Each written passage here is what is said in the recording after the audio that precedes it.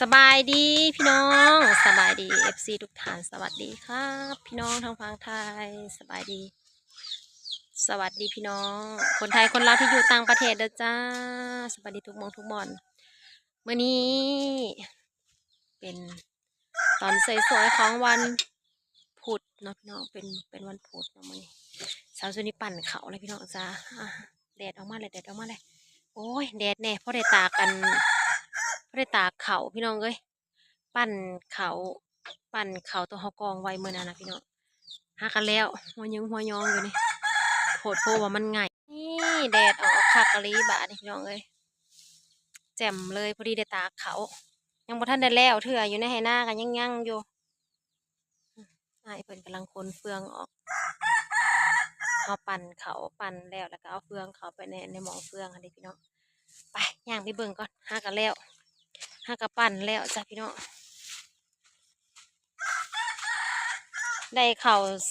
28 สอบพี่น้องเอ้ยบ่ฮอด30เพราะว่าเฮายังบ่ทันระเบิดเนาะเพราะว่าอันยังเกี่ยวบ่ทันเบิดเถื่อพอดีไว้อันปั่นถาปั่นพร้อมหน้าโคกจ้ะพี่น้องยังบ่ทันได้แล้วยังหลายเติบอยู่ประมาณสิได้อยู่30จ้ะพี่น้องหน้าทงนี้เฮาจะได้นี่มันจะเป็นกระสอบแบบนี้เลยได้28 สอบจ้ะแต่ว่าเขาเอาไปแล้วสอบครึ่งก็จะเหลืออยู่ในนี้ อันดึงออก2 สอบเด็ก็สิเหลืออยู่ประมาณ26 สอบเม็ดเขาก็เขา16จ้ะพี่น้องทั้งหมดทั้งมวลโอ้ยมีแห้งแดดออกเลยเพราะสิได้ย่างเขาตัวเปียกน้ำเนี่ยแดดเลยพี่น้องก็เห็นแดดเลยตกคักตกแน่ได้เมื่อคืนนี่ก็ตกอยู่แถวอันนาพองน้ำจนเต็มไหเต็มคันว่าสันมีแห้งได้ปั่นออกเลยพี่น้องเลยจนปวกขึ้นจนปวกขึ้นจนเปียกจนซื่นเพราะว่ามันลายมือเติมหอกองในนี้นะทางนั้นก็ปั่นต่อและเสียงดังเบิ้งอยู่ทั้งหมดทั้งมวลกับคะแนนเฮาอันนั้นแล้วก็สิได้อยู่ดอกพี่น้องเลยประมาณ30ปลายหน่อยๆนี่แหละนี่ก็หากได้28เลยเนาะก็สิเหลืออยู่26เข้าไปละ2 สอบนี่ซามีก็สิพาพี่น้องไปเฮ็ดกินจะสิขึ้นเฮ็ดกินตอนเที่ยงโอ้ตายยุงโอ้ยยุงมดแดงไฟเฮ็ดกินตอนเที่ยงจ้าสิไปเฮ็ดอันลาบไก่งวงจ้าพี่น้องไปเฮ็ดกินน้ำกันหลังจากเขาปั่นเขาแล้วก็สิไปเฮ็ดกินต่อที่น้องขึ้นเทิงเที่ยงสิไปเฮ็ดลาบไก่งวง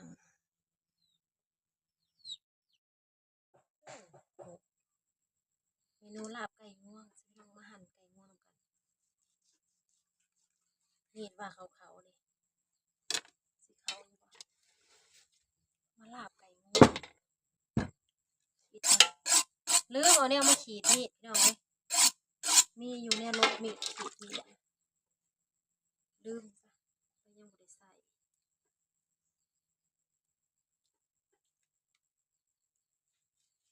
อืมขีดมันก็เขาลงเนาะมีดก็ได้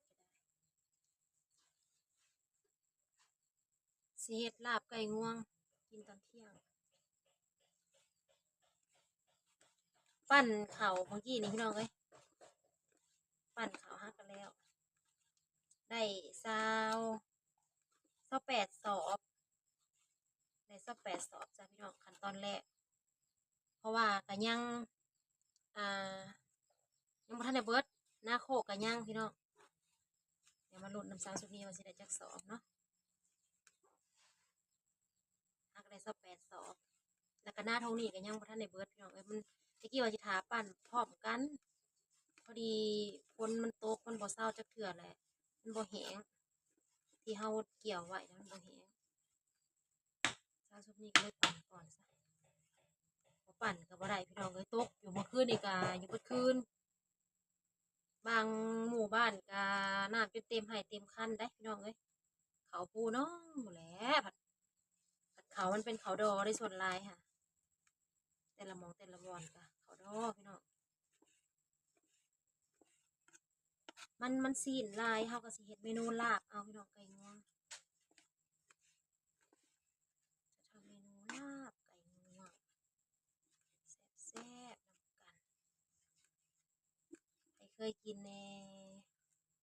ใครเคยกินใครบ่เคยกินคอมเมนต์เลยเด้อจ้า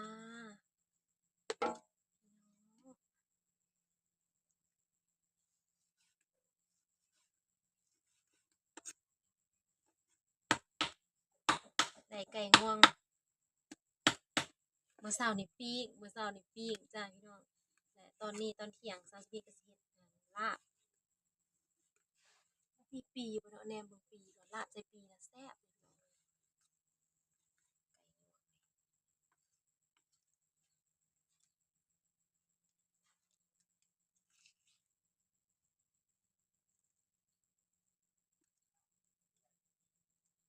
ฮะเป็นหยังบอกกลับมาเดี๋ยวบอกก่อนออกมานา2คนน้องเอ้ยมื้อนี้แม่ก็บ่ได้มาคุณแม่ก็บ่ได้มาถึกจังหันเด้มื้อนี้จักหน่อยพ่อใหญ่สิออกมาอยู่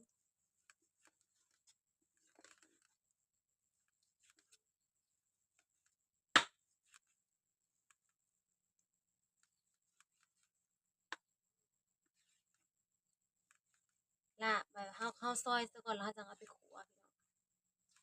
ซอยแล้วก็จะเอาไปคั่วคั่วสุกแล้วค่อยมาลาบ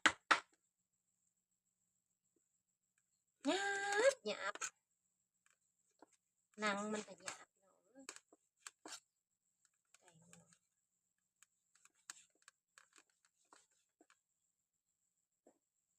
พอบางเพิ่นกำลังมัดสิอันแปรงรถสิขนเข้าเมื่อบ้านเฮาปั่นแล้วก็สิขนใส่รถไถเข้าเมื่อไว้บ้านพี่น้องแต่ว่ายังแปรงรถไถอยู่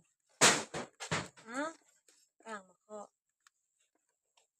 ซ่อมแปรงรถไถก่อนว่าสิได้ซื้อรถไถก็ไปซื้ออีกแล้วปีนี้ก็ได้มื้อนี้เนื้อมันนะพี่น้องจ้าเนื้อไก่งวง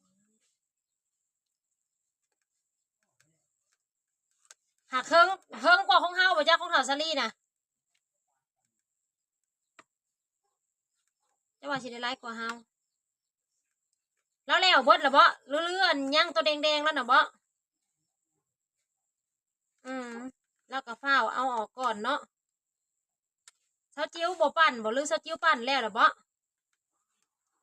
หากเซาจิ้วบ่เดือดร้อนบ่ได้ดอกเพิ่นคนเข้าตารางซุมเฮาผัดกลางเดินพี่น้องเอ้ยหาแนวปกไว้เอาโดดเวลาฝนตกมันก็อยากรอดพื้นเนาะก็มีปวกมีหยังแหน่อยากกินอันมาจ้ะทุกคนมาขัวให้มันสุกก่อนนี่ตอนนี้กำลังเริ่มเป็นแบบขัวเขาจะมีจะขัวให้มันสุกคอยเอาไปทรงเห็ดเป็นลาบเนาะพี่น้องหนังซอยโดนเติบเลยพี่น้องจังเลยมาขัวไว้เท่านี้ละไก่งวงปูทอนมาจัดพี่น้องเอ้ยน้องดาวมาหาไม่เอ่ยเห็ดนี่ซ้ำนี่ละแล้วก็สิมาเห็ดลาบบัดนี้อันนี้คือข้าวขัวนี่ใส่เกลือแล้วก็น้ำปลาร้าแล้วก็แป้งนัวลงไปเรียบร้อยแล้วให้มันเข้านัวเข้ากันกับตอนไก่เนาะพี่น้องเราก็ปรุงรสเป็นที่เรียบร้อยแล้วนะน้ำปลาแดกลงไปเรียบร้อยแล้วก็จะคนเลให้มันสุกคักสุกคักแล้วค่อยเอาออกมาคนใส่ข้าวคั่วหัวหอมบักพริกโอ้ยบีบมะนาวลงค่ะมีมะกอกใส่มะกอกพี่น้องเอ้ยสุดยอดมันมีหัวปีกับผักหัวปีลงแซ่บแพงใส่หัวปีหมักถั่วจังหน่อยก็คักพี่น้องเลย เป็นเดี๋ยวพวกเผ็ดพวกลาบนี่นะแซ่บแต่ลาบไก่ใส่ตีนสุดยอดแซ่บกินข้าวแล้วก็ยังสิไปมัดเขาคนเขาบ้านพี่น้องเอ้ยได้นะแก่เขามาไว้บ้านได้ป่ะนี่เฮ็ดกินข้าวแล้วก่อนเฮ็ดอยู่เฮ็ดกินแล้วก็จะไปเฮ็ดเวียกต่ออืมโอเคเลยแซ่บพอดีแซ่บแฮงพี่น้องแซ่บเด้อไก่งวงรสชาติดีแฮงนัวถึงใจแซ่บบ่ข้าวพี่น้องเลย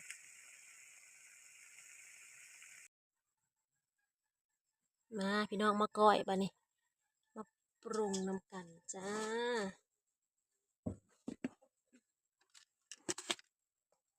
มาปรุงรสนำกันขี้ตกป่องบ่เด้พี่น้องป่องเขียง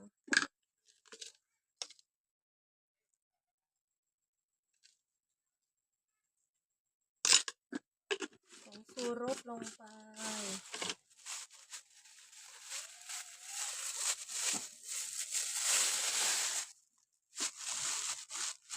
ขั้นตอนต่อไปก็ใส่ข้าวคั่ว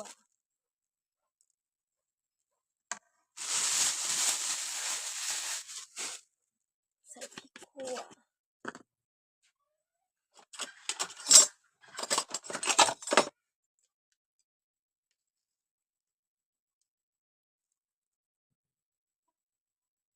ชีเผ็ดๆเนี่ย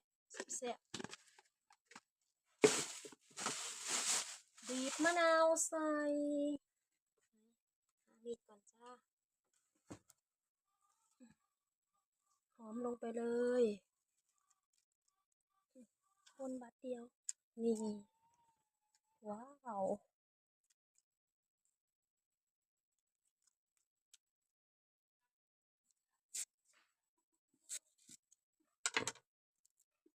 บีบมะนาวใส่ลายเยอะว่าพี่น้องมันก็บ่มักสมไปเลยเนาะมาป้าพี่น้องเอ้ยเป็นตาแซ่บครับโอ้โหเป็นตาแซ่บ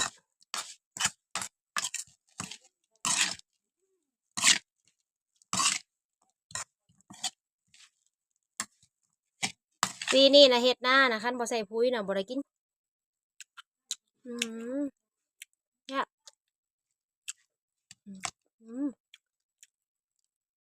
ใส่สมอีกหน่อยก็ได้พี่น้องบ่ได้สมเลยเนื้อตะวันมาอยู่น้ำป่าเด้อไปเห็ดลาบไก่ก่อนโอเคเลยพี่น้องมันแซ่บว้าว